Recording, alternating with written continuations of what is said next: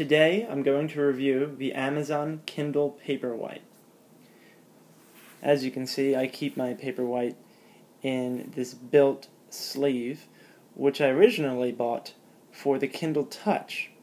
And because the Paperwhite is just only slightly smaller than the Touch, it fits in here nicely. This sleeve is $24.99 on Amazon, and I highly recommend it. It's affordable, it offers good protection for the device, and it doesn't disrupt with the flow of reading. One thing I don't like about covers that have hinges or are always attached to the device is that you have to fold them back and they get in the way. When I read, I just want to be holding the device, and that sleeve makes it possible, so I highly recommend it. Now, the Kindle Paperwhite, as you can see, looks different slightly than the previous model, the Kindle Touch. First off, it is black. There is no longer home button down here. They moved the Kindle logo from up top to the bottom. There are no buttons except for one, which is the power button right here. And then there's a port for the charger. That's it. They got rid of the audio capabilities on this device, so there's no longer text-to-speech. You also can't listen to audiobooks or MP3 files on here. It's strictly for reading. And the reason why they probably did that was twofold. Number one, they probably did it to differentiate the Kindle e-readers from the Kindle Fire devices. And number two, by not including those components, it probably helped them keep the price down and, of course, make the device lighter.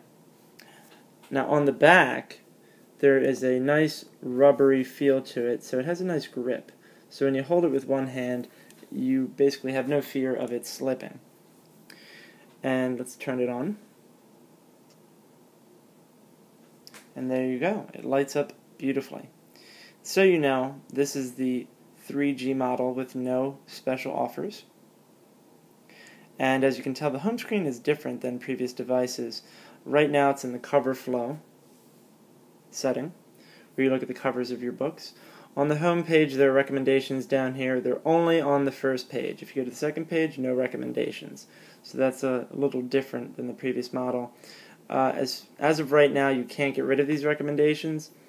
I'm sure if there is enough of an uprising that Amazon will make it possible. They really don't bother me. I just kind of ignore them. So, but just be aware that that is the case. Up here, if you tap the little house, that's for home screen. The arrow is to go back. The light bulb is so you can adjust the brightness to your fitting. You can go all the way down to get to the typical gray screen. You can go halfway if you like, or you can keep it all the way up. And according to Amazon, the device will last, fully lit, up to 8 weeks on one charge. So I love the light. I figure why not leave it on all the time. You can go to the store by tapping right there, and you can search the universal search by tapping magnifying glass. Now let's go to a book so I can show you just what it looks like. Now this is Casino Royale by Ian Fleming. I'm reading the James Bond books because, as you may know, it's the 50th anniversary, and I figure why not? So if you tap here, you can look at the real page number, page 35 of 178. You can also see 7 minutes left in the chapter. Now let's say you're just looking at the book like this. Picture it. You're on your lunch break at work, and you know you only have half an hour left, but you're not sure if you can finish the chapter in time. Well, if you just tap down here, it will tell you have 7 minutes left in the chapter. Clearly, more than enough time. If you tap it again, it will tell you how much time you've left in the entire book. And then if you tap it again, it just brings you back there. It's a really nice feature, and I like it a great deal. Now, there are also additional font options, more than in the past, including, as you can see right here, publisher font. So if you tap that, it changes the font to, basically, it changes the typeface to that which appears in the physical book. So in other words, if you were to buy this book in paperback or hardback, this is the font that would be in it. Now this isn't available for every book, it depends on the publisher and if they allow that, but it's a nice little way for you to get closer to the real thing. I prefer Helvetica, so that is what I'm going to stick with. You can also adjust the margins and line spacing. I like to have some space between my lines, it makes it easier to read. And of course there's the X-ray option, which allows you to see terms, characters, locations that appear in a book. For example, SMERSH. What is SMERSH? Well, according to this, it's a Soviet counterintelligence agency featured in Ian Fleming's early James Bond novels. Now, where's this information from? Wikipedia. You don't need to be connected to the internet for this information to appear. When you download a book, this is a file that comes with it. It's great if you forget something in a book, or if you're just looking for a little more information. We can go back to the home screen.